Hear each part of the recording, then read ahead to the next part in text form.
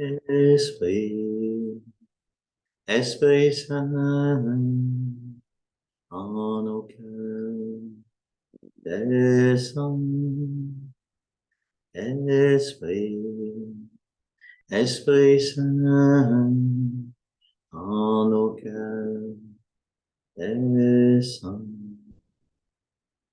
Dieu, viens à mon aide, Seigneur, à notre secours. Bonjour. Alors, je suis heureux de vous retrouver dans un nouveau décor. Je vous propose aujourd'hui, et puis pour quelques semaines, probablement 3, je me propose d'enregistrer pour vous 3 petites capsules vidéo pour vous parler un peu de ce qu'on appelle la liturgie des heures.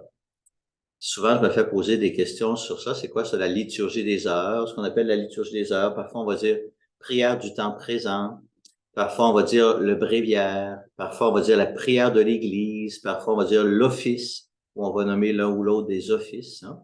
C'est tout, ça fait toute référence à la même réalité. Donc, c'est un chemin de prière, hein, des moyens et un chemin de prière qui nous sont proposés, qui sont utilisés depuis des siècles, hein, principalement par les moines et moniales, par les religieux et religieuses. Mais voici que dans cette époque que l'on vit, beaucoup de baptisés, hein, beaucoup de membres du peuple de Dieu découvrent la beauté de la liturgie des heures et apprennent à utiliser la liturgie des heures pour alimenter leurs prières personnelles ou leurs prières de groupe. Alors, j'aimerais vous proposer donc quelques éléments pour comprendre qu'est-ce que c'est la liturgie des heures et pour pouvoir l'utiliser avec profit dans votre vie de chaque jour. Donc, premièrement, la liturgie des heures vient à nous sous une forme concrète, donc en livre d'abord. Hein. Donc, soit comme ceci, hein, dans ce qu'on va appeler la liturgie des heures. Et la liturgie des heures, elle se présente en 4 volumes. J'ai ici le volume 4 entre les mains. Donc, vous pouvez avoir la liturgie des heures. Vous pouvez aussi l'avoir sous la forme comme ceci, qu'on appelle prière du temps présent. Donc, prière du temps présent qui se présente en un seul volume. Donc, quelle est la différence entre la prière du temps présent et la liturgie des heures? En fait, au niveau du contenu, il y a une seule différence, c'est prière du temps présent, tout le contenu des 4 volumes de la liturgie des heures, excepté la lecture de ce qu'on appelle l'office des lectures. Donc, il y a une partie de l'office de lecture dans ça, mais il manque les lectures de chaque jour que vous allez trouver dans un autre livre que j'ai ici, qui s'appelle le livre des jours. Donc, le livre des jours contient tous les textes des offices de lecture de toute l'année. Donc, si vous avez en prière du temps présent et livre des jours, vous avez tout le contenu, exactement le même contenu que dans les 4 volumes de la liturgie des heures. Donc, voilà, ça se présente comme ceci. Depuis quelques années, évidemment, beaucoup de gens ont découvert la liturgie des heures grâce à l'Internet. Donc, beaucoup de personnes, au lieu d'utiliser des livres, vont aller chercher directement sur l'Internet. Donc, il y a plusieurs applications qui proposent les textes de la liturgie des heures. On peut aussi même les entendre, on peut même voir et entendre à la fois des moines, des monanes qui chantent la liturgie des heures. Mais pour retrouver tels quels les textes qu'on trouve dans ces livres, une des applications qu'on utilise beaucoup, c'est ce qu'on appelle AELF. Je vais essayer de vous le montrer à l'écran. J'espère qu'on va pouvoir voir. Donc, on peut aller directement sur le site aelf.org. Vous avez ça ici en haut à gauche, aelf.org. Et ici, donc, la date, hein, 3 octobre, le jour où j'enregistre ces lignes, romain lecture. Donc, aelf.org, vous pouvez aller sur le site, ou vous pouvez, sur votre téléphone cellulaire ou votre tablette, télécharger une application de aelf.org. L'application permet un accès plus rapide au texte de chaque jour. Donc, soit on va sur le site, soit on a l'application. Et donc, dans cette application, vous trouvez toutes sortes de choses sur le site. Donc, vous avez la messe, tous les textes de la messe, et vous avez ensuite ici ce qu'on appelle les heures. On va y revenir. Et vous avez aussi la Bible. Toute la Bible, tous les textes bibliques se trouvent là. Si vous cherchez un texte biblique, vous allez sur aelf.org, vous allez dans la Bible, livre de la Genèse, etc. Vous pouvez trouver toutes les références biblique. On en parlera à une autre occasion. Dans les heures, donc ce qu'on appelle les heures, c'est la liturgie des heures. Donc, vous voyez ici, on a les différents moments de prière de la journée. Donc, la liturgie des heures propose 7 temps de prière pour chaque jour, qu'on va appeler les lectures, office des lectures, les laudes, tierces, sextes, nonnes, vêpres et complis. Donc, 7 temps de prière pour chaque jour.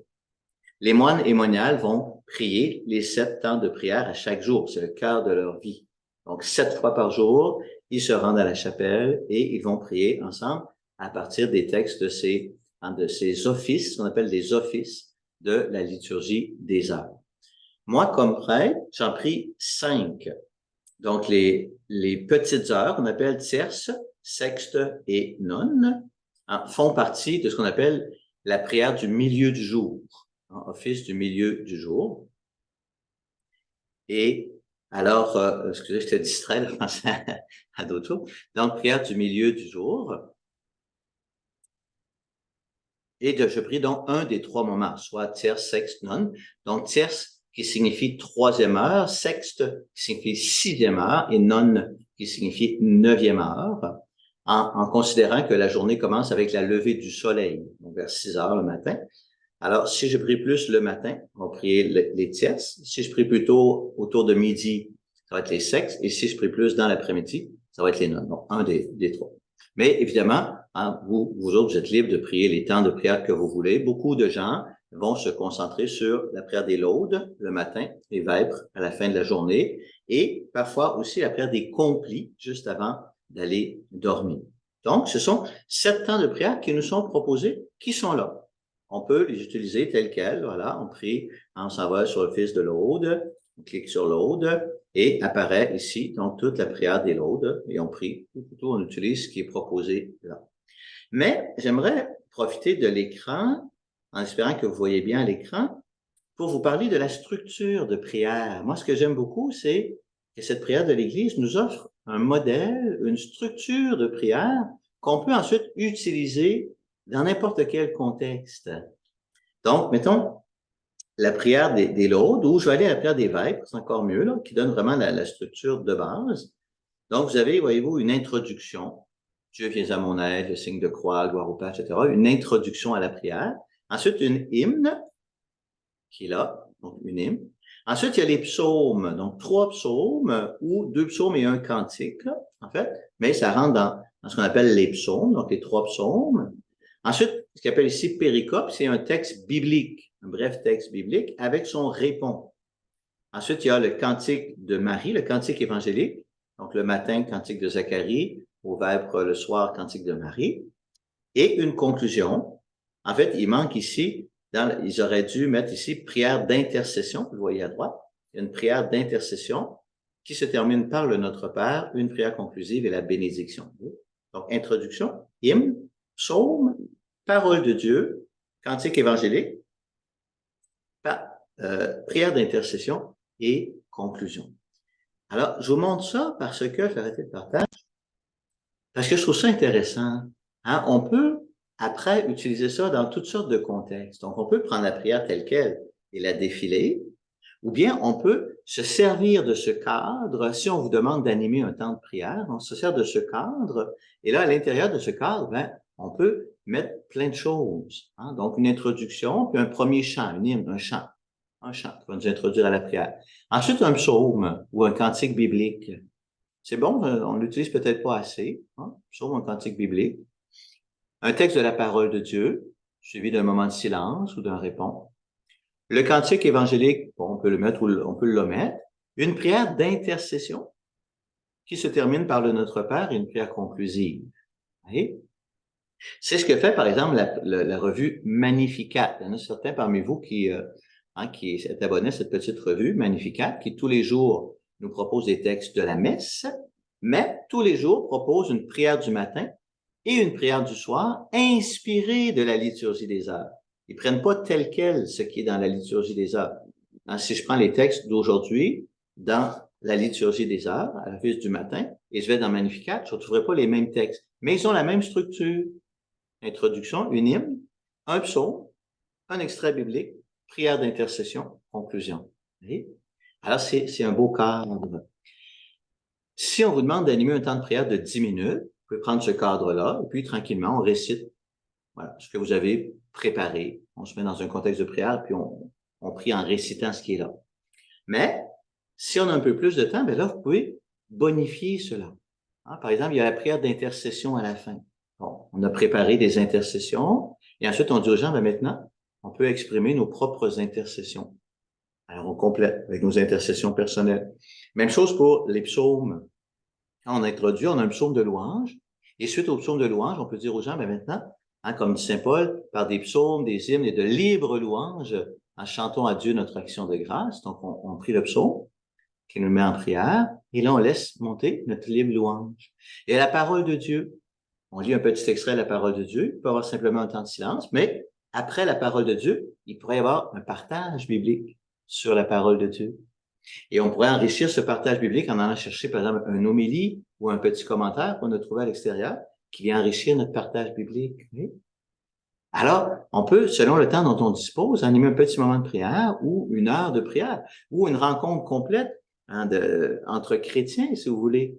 Hein, ceux parmi vous qui participent, par exemple, à la cellule paroissiale d'évangélisation, vous voyez tout de suite, ça, hein, c'est un peu la structure, hein, introduction, accueil, chant de louange, louange spontanée, la parole de Dieu ou l'enseignement, prière d'intercession, conclusion, notre Père, conclusion. Et c'est ce cadre-là. Alors, ben, je vous encourage, hein, je vous encourage d'une part à utiliser ces instruments de prière qui nous sont proposés, soit le livre, si vous l'avez en main, mais sans le livre, en allant tout simplement sur Internet, vous y avez accès. Et ça vient nourrir notre prière. Ça nous aide à aller un peu plus loin dans notre prière. Ça amène des mots, hein, des mots nouveaux, une manière de faire. Alors, dans la prochaine capsule vidéo, je vous parlerai un peu des psaumes, qui sont le cœur de la liturgie des heures. Pourquoi les psaumes, comment prier les psaumes avec profit, etc. Et dans une troisième capsule, j'espère vous donner quelques mots sur la psalmodie, hein, comment chanter les psaumes. Alors, je vous accompagne de mon humble bénédiction. On peut chanter ensemble ce beau psaume. Bénis le Seigneur, ô mon âme, n'oublie aucun de ses bienfaits. Bénis le Seigneur, ô mon âme, bénis le Seigneur à jamais. Que le Seigneur vous bénisse au nom du Père, du Fils et du Saint-Esprit. Amen.